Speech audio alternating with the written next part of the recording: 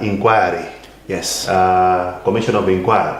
Mene adaipanga institute haimeneo adali president opuma Professor Peter Mutharika itatuluka inagira ntchito yake mene amamaliza Mutharika Amalawi titawatothola mboma kuti iya yakulu zavuta ndi gulu lanu maonjeza zavuta we don't want you anymore tenzipita so adambwita kumeneko nkuchoka mboma ripoti licha litabwera lidakafikira m'manja mwa president amene alipo pakadali pano Dr. Lazarus McCarthy Chakwera. Yes.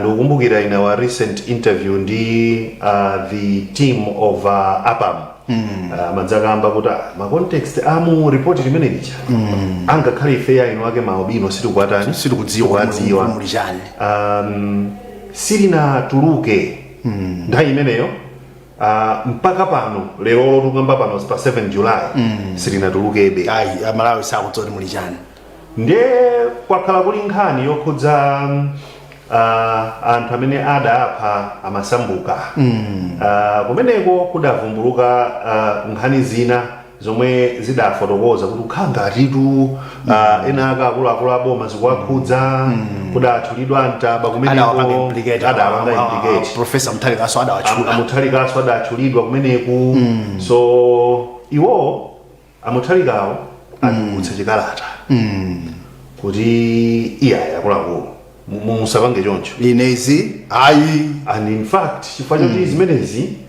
zidayamba nthawi yanga zidachitikapo kwa kanthawi komanso zidachitikira mabanja ambiri amene adaluza miyoyo ya abale wawo aphungu achi albino. Yes. Tike inquiry. Yes. Commission imene ndidakhazikitsa ndine amene ndimafuna ndimve kuti chidachitika nchiyani kapena chimachitika nchiyani.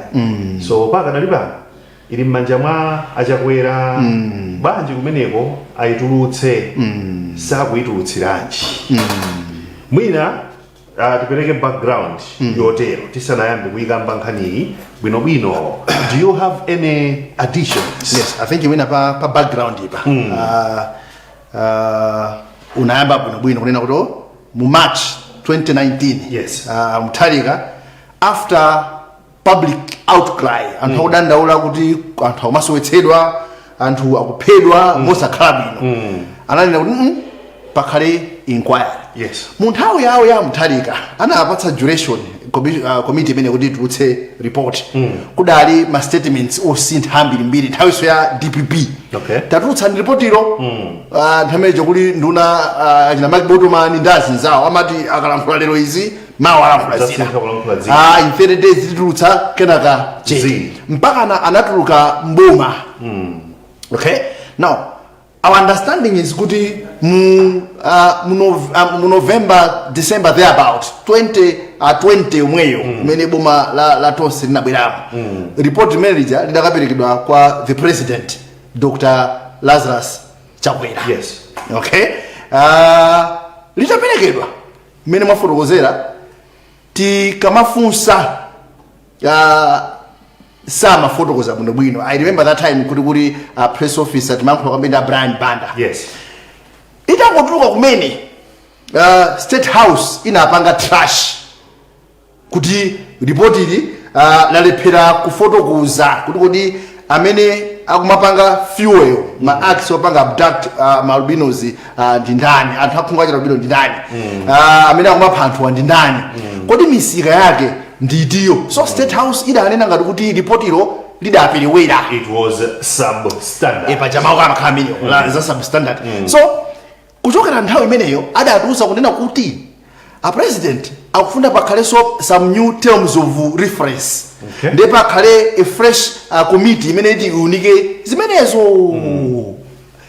ku background yonena kuti a president asanalowe mboma ali president wa MCP. Yes. Ngati opposition leader ankanena kuti ine ndikazalowa mboma within 100 days ndizapanga institute a fresh inquiry. In fact adanena so kuti chitidwe umenewu udzatheratu dziko. Yes. Zimene zozo it's on record. So this wakapita sonzoira so kuti makuti program hii ine ndiwe sikoyamba kabira nkhani ya report yokhuzana ndi sikoyamba. Ngakukumbukira bwino bwino. No, sikoyamba. tidapanga emphasize kuti it's important kuti report ili libwere ku public. And siriso ndamva ena kulankhula pa Facebook page kumanena kuti kodi inu banji mango kamba za mtsogoleri wa dziko nthawi zonse mukamba ndazi kazanu manyumbamo basi zikuthera pa president. People have to understand the president is just not a nobody. Ndi mtsogoleri wa dziko lonseli. Anthu akamaba mankhwala kuchikwawa clinic ya kuchikwawa kumusuko kaya kuchitipa huko. Mankhwala kumasowa samaloza oswa khalidwa kumene kuti mtsogoleri wa dziko akutisha amaloza utsogoleri. Exactly. Umbava ukachuluka ndziko kuti anthu akatere afambidwa atere amaloza mtsogoleri wa dziko kuti khanga chitetezo sichili bwino mdziko muno. Chonse chimapeza chikayende chimakathera kwa mtsogoleri wa dziko chifukwa ndi amene anapatsidwa mandate yopanga govern dziko lino. So tiwauza anthu kuti tikamabwera pano kumakamba za mtsogoleri wa dziko, we don't hate the president. No. We don't. We have no reasons. Remember John at the times of DPP. Tikabwera pano makadeti ku DPP amakwiya kwambiri inu mmadana ndi amutharika and we made the very same statement unena kuti no ife sitidana naye amutharika ndi number 1 citizen. Madzi amene akumwa, magetsi amene akugwiritsa ntchito, galimoto zimene akugwiritsa ntchito ndi mafuta omwe taxpayers money. Exactly. So tikuyenera kumakumbutsa checks and balances. Ndi ntchito yathu tikuyenera kumakumbutsa kuti yaya bwana musawere mupochola taona na anyamatano zimene akuchita. Okay. Anyamatano akuphwanya malamulo angakhale apansewu chifukwa ika number plate yolembedwa ana adadi. Tinkatero talk to them. Tinkatero kompa. Okay.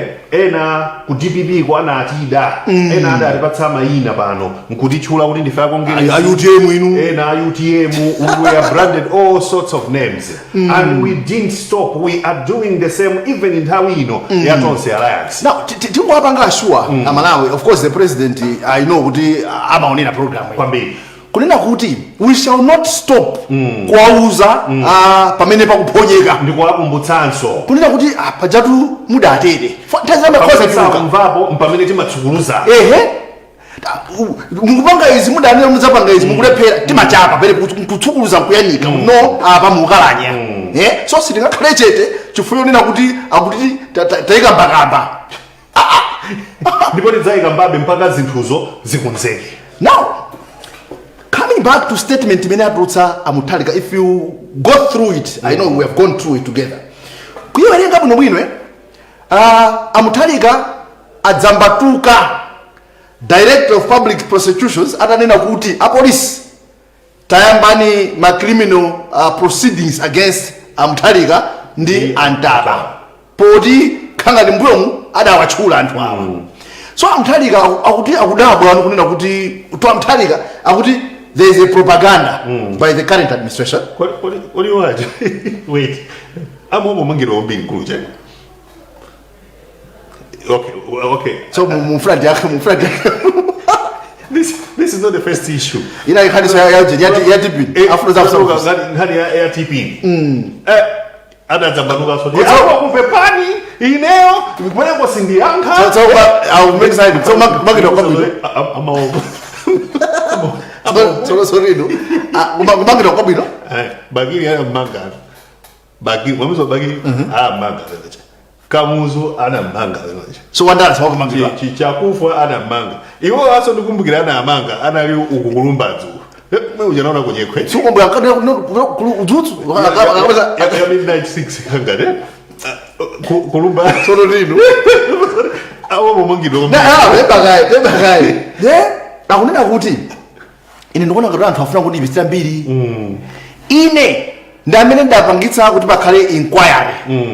So ndikuyembeke tikudabwa kunena kuti this is where we are saying no, why is it important to Raja to if I statement like ndikuona kuti if Raja does not bring that out insinuation imene apereka amutharika mu statement mwawo iyamba nopita no kwachakwera chifukwa kunena kuti chilungamo cha nkhani ili mu report ilo. Kodi report ndi kuti tinayenda mutharika ali nayo. Akutero anenaso choncho kuti if you don't release it I will be compelled to make it public. So I agree for the respect he has for the presidency. What is in the report? What? report itu mene cholinga cha report itu chimene chipanga establish zimene mazifotokoza eno pa Yes. kuti chimachititsa njani. What is in the report then? Kuti a president sakulitulutsa substandard fine and fair. Okay? Mene adaonera kumene mukuti ankayankhira Brian Banda substandard. Koma lomwero lili ndi amuthalika. Lidakaperekedwa anthu abada akhulupirira nthawi imene kuti tapangani kafukufuku kuti zimachitika njani. So magaps ali menemo. Koma why not bring it out kuti tione kuti how substandard is it? Zizi Jonah, let's remember zimapanga affect ife amalawi. Yes. Okay? Akamwalira akaphedwa munthu wacha ubino sikuti zimapanga affect a president okhanduna zawo. No. Number 1 zimapanga affect family imene yaferedwa nthawi imeneyi. Zimapanga affect munthu umene waferedwa nthawi imeneyi. Zimapanga affect amfumu akumeneko, a DC akumeneko, that community, and then it affects us as a whole, as a country. So ndikukhulupirira kuti ma public documents ngati awawa ndi bwino anakamatuluka tizidziwa chilungamo chake kuti chikuchitika ndi chani. And marija substandard. Yes. Or standard. Yes, ndakupya kanosapya.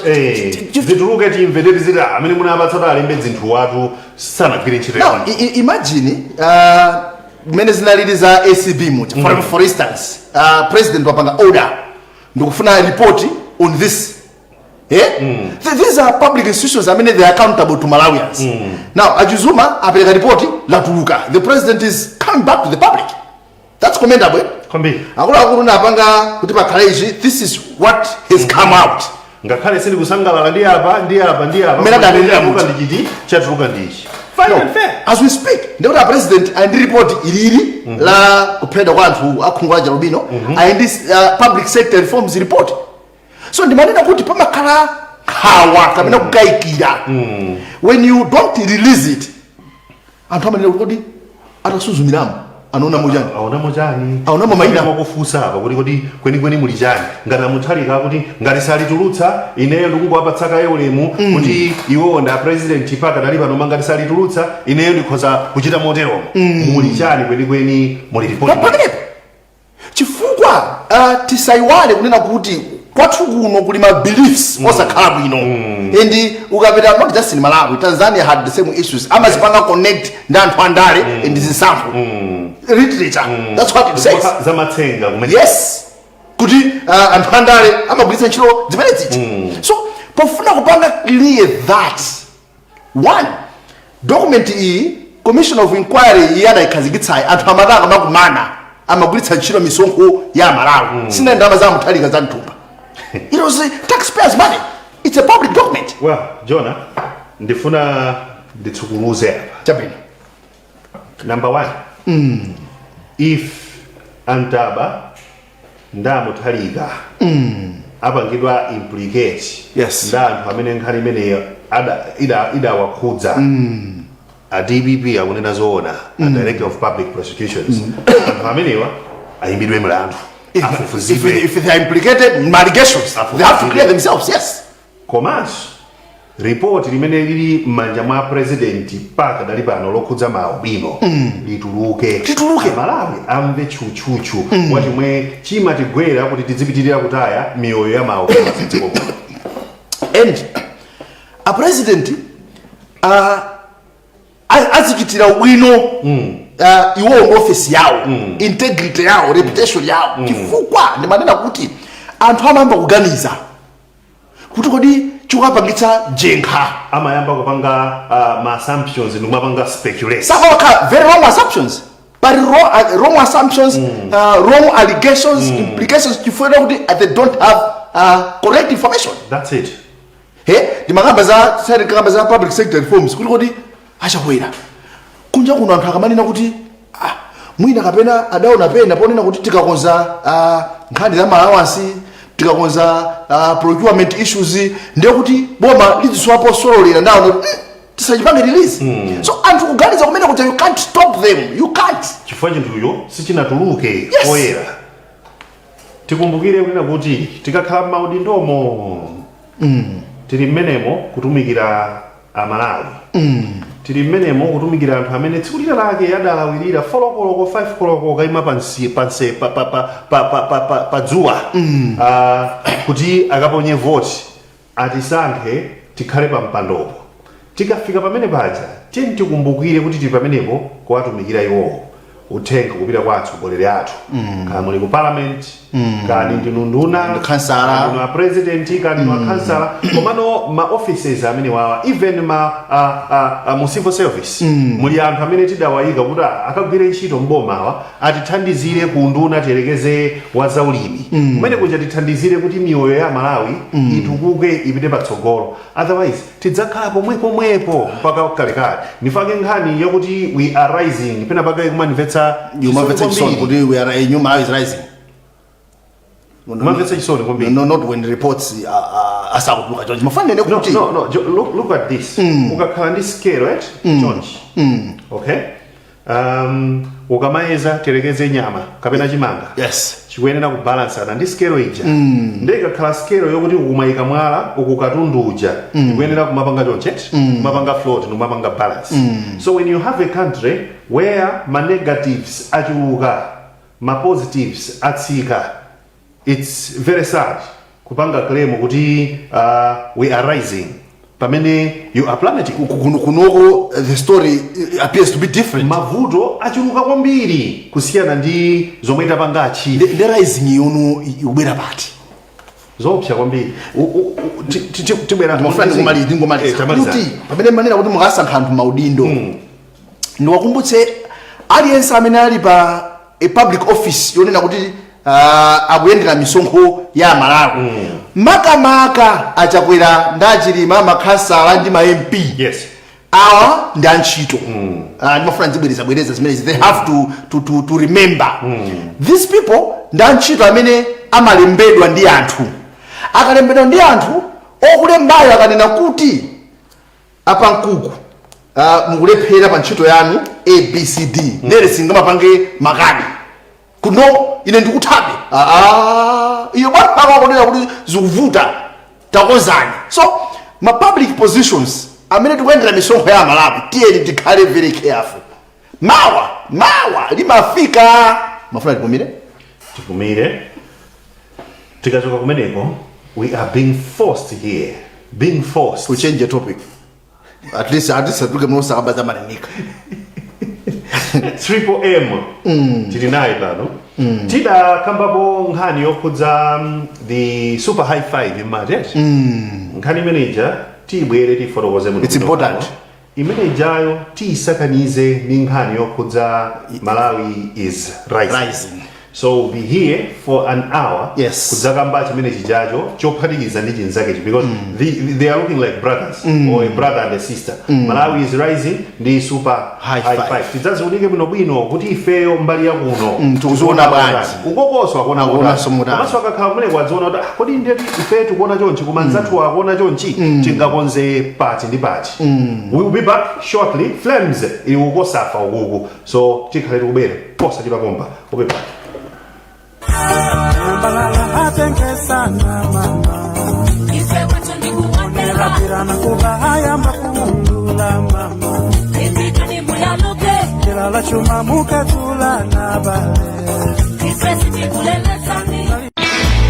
Nyengo yozizira yafika. Akatswiri za nyengo afotokoza kuti chaka chino kuzizira kwambiri kuposa zaka za mbuyomu kutanthauza kuti matenda amene amadza ndi nyengo imeneyi atha kukhala ochuluka kupewa kuposa kuchiza.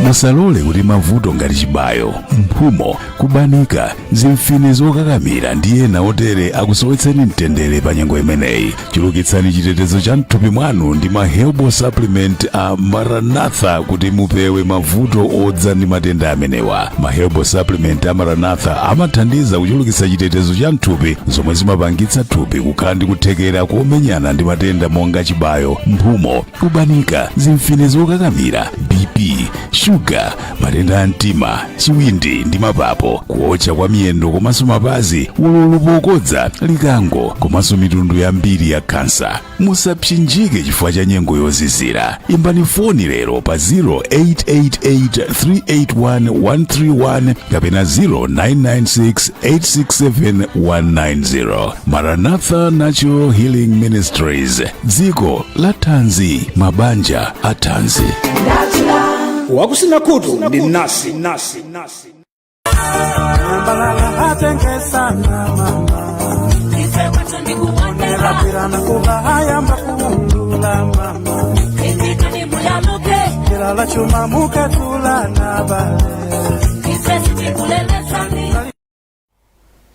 Jona, Marinika watenga Nyamata. Mupita nawo sasafirika kukosafa. Kuiona selection yake mini daendera ambiri adayamikira kuti watenga timu ya bwino. Koma kulinso ena adanena zoti yayi. Ibno ndakatogati wasiyawa kutenga kuti at least tuone tikamapitirisa magemu athu ena aja amu AFCON aja zitiendere bwino. So tinaigwera kuno Ethiopia kuno jona likugwera. Naigwera. We didn't play with purpose. Zimpaira konekerato. Tinakafa kugine uko. Nimene anthu amayona kuti imene ikhozokhala mina njira ya Marinika kuchita chamuna nkuonetsa kuti kodi luso lake penipeni lili pati. Because kuti tione bwino timu yaku AFCON ija. Timu imene ija nali yameke mwase. Yes. Kuti tione bwino. Ngakhale iye amakhanga dali technical director kuthandizira ina larger aspects. Koma timu imene ija nali yameke. Ndete naona dzulo fielding ya maplayer. You are playing against Lesotho. Lesotho just recently nabanga draw the Ivory Coast. Yes. Okay? You are playing against Lesotho and mukanga de musewera game no tifuna tizimaka kwambiri. And at Kosafa where you have nothing to lose. Yes, if you are going to attack firstly and then check kodi zimedu pangaza zitithandiza. Ndimayangana kae defense line. Yes. Ajimwene kunali dzibolobosha. Dzibolobosha? Kuti mpira wanza tu wangotengedwa kamodzi kumayandikira kwa 18 kucha. Kukhanga kuti ma defender amaniwa ina magwaya. Khanga kuti miyendo ya amanga ndei kunjenjemera nini. Kunali dzibolobosha. As a result ta dzichinyatoka kumene kuja. Second half momoti tibwere tichiteso chamuna. Tichinyiretu mofulumira. Ayi nditu nakachinyisa so chigoli chomvetsa chisoni kwambiri. Mene amadzachita ma substitutions. Yes. Too late. Okay, if you look at a guy like Peter Banda, mwana uja kani mwana kaya alibe fiziki kani jani komano mwana uja mwampira. Muzimona ngadiko cha namba zina zake. Munaona kunena kuti nthawi zonse amafuna machotsera panja. In fact nthawi zina samalo kumene. Unapanga note as good as he is. Nthawi zina samalo kumene. Okay? Game imene jayo kwa ine. If we are to play kandi kuda moyawa kandi gabadinho ndikumbweresapo mwana uja. Creativity kutsogolo kuja ikanachuka. Front 3. Ikanachuka kwambiri. Koma kunapezeka zoti no kukhanga tikukanika angakhale kuipanga unlock defense ya Lesotho. So it doesn't matter kuti mwasunga mpira kwambiri cha mtundu wanji. Kodi amachipa Barcelona kaje? Yeah, inasi ya Barcelona majika ntayame. Pano amati bola chipire kutsogolo. At first. Yeah, utero to whom it may pass boo. Abana, ngani mwina nthawi ndiyo chepa.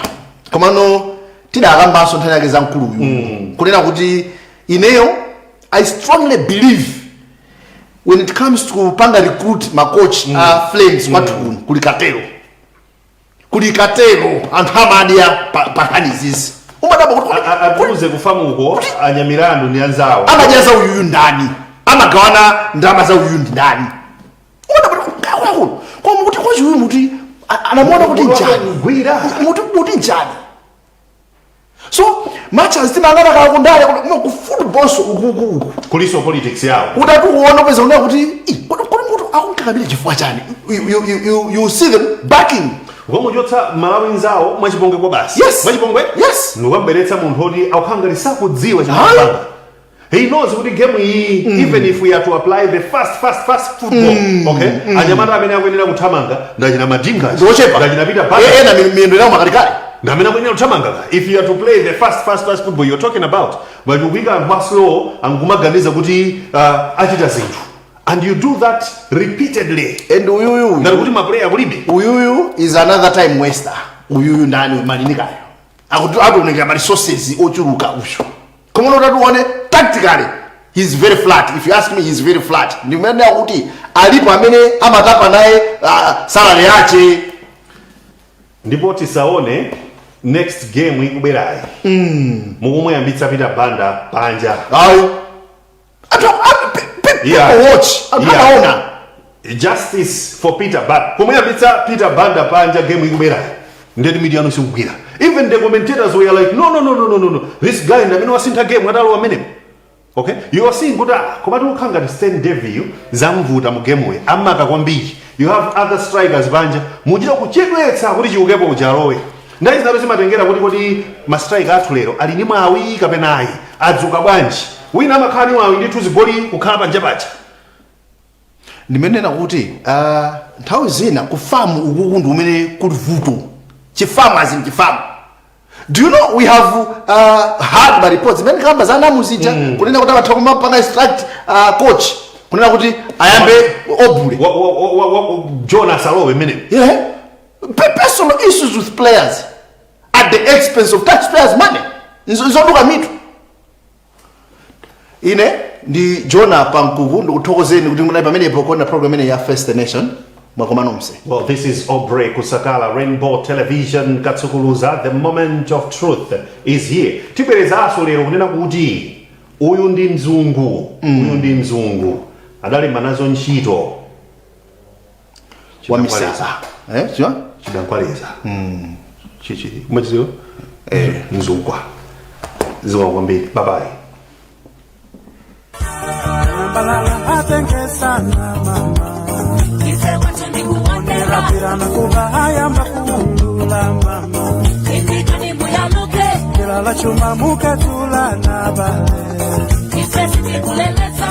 Nthawi imene chilungamo chidziyenda se ngati madzi yafika.